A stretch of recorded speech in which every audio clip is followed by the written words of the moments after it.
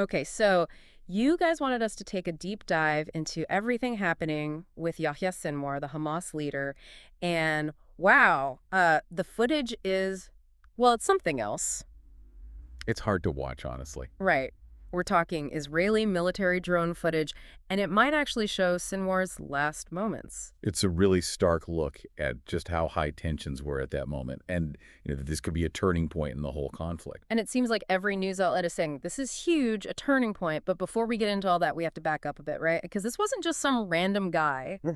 Who was Yahya Sinwar, and why should we care that he's gone? Right. So Sinwar, he was way more than just a figurehead. I mean, this was someone who dedicated his life to Hamas. He started out as an activist, spent decades as a prisoner in Israel, and then ultimately rose to become a top strategist, the leader in Gaza.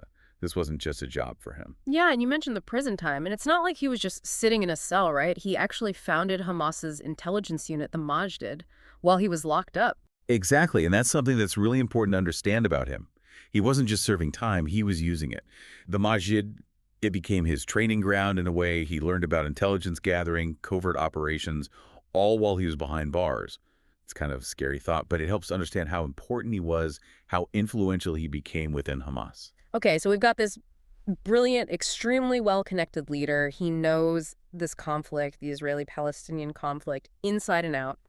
And as if that wasn't enough, now you have some people saying he was the mastermind behind those horrific attacks on October 7th. Right, the deadliest attacks in Israel's history. And Hamas orchestrated it.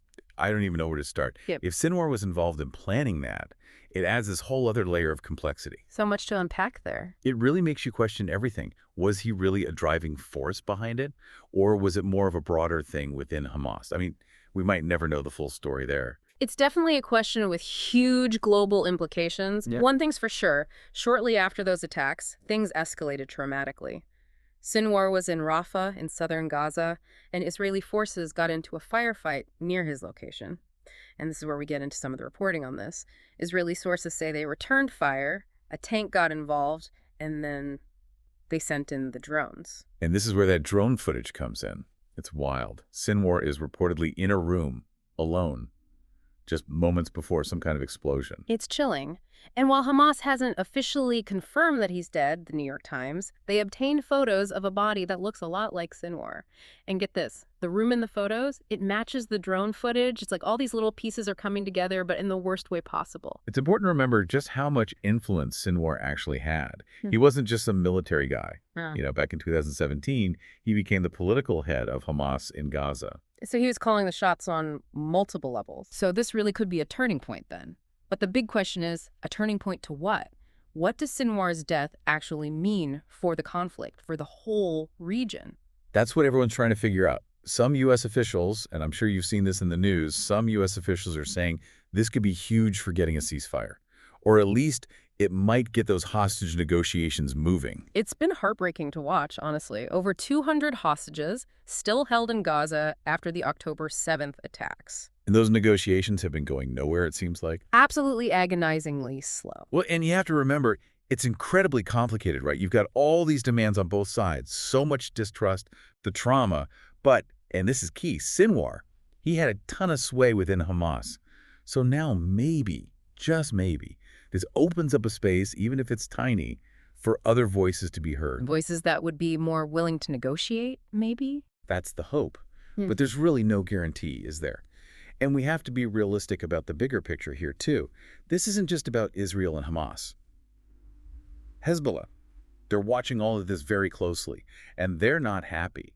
They even said they're going to enter a new and escalating phase in their own conflict with Israel now. They see Sinwar's death as an attack on all of them, the whole resistance movement. Right, so Sinwar's death could have ripple effects way beyond Gaza. Exactly.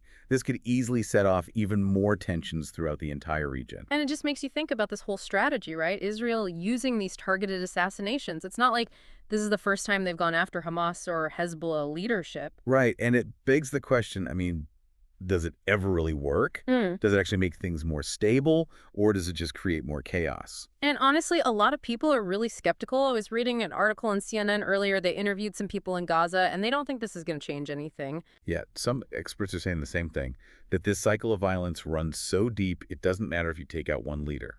Even someone as powerful as Sinwar, it's not going to magically fix the underlying problems. And they're not wrong. What happens is someone else just steps up, takes over, and often they're even more extreme because they need to prove themselves. The power dynamics shift, alliances get tested, but those core issues, the land, the security, the identity, those don't just go away. It's a lot to process. I mean, where do we even go from here? Who steps into Sinwar's shoes? Who even could? Yeah, the big question, right? And no one seems to have a clear answer. Although there are some clues, I guess you could say. CNN was reporting that Sinwar's brother, he just took over Hamas's military wing. Apparently, they were very close, thought alike on a lot of things. So does that mean more of the same then? Or could this actually change things in a way we aren't expecting? It's hard to say.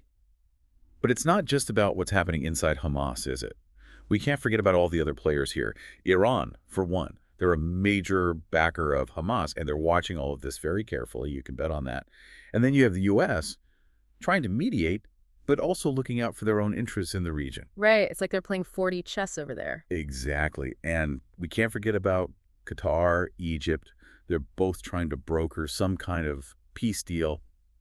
It's complicated, to say the least. Insanely complicated. And what gets lost in all of this are the people actually living this conflict every day. You see the headlines, the drone footage, but it's easy to forget about the human cost of all this. It's so easy to get caught up in the politics and the strategy, but at the end of the day, there are families on both sides who are just desperate for peace and security. It's heartbreaking, honestly. And that's what makes this whole situation so tragic. Because even if they do manage to negotiate something, even with Sinwar gone, you still have all this anger, the distrust, the fighting over land and security. And that's where it all starts, isn't it? All that resentment. It just creates more conflict. So it's hard to be optimistic. It really is. And I guess that's the question we're left with. Will things ever actually change?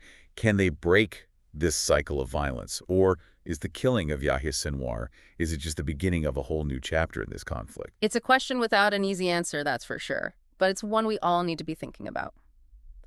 And on that note, that's a wrap for today's deep dive. It's a complex situation with global implications, and as always, we encourage you to seek out diverse perspectives and stay informed. Until next time.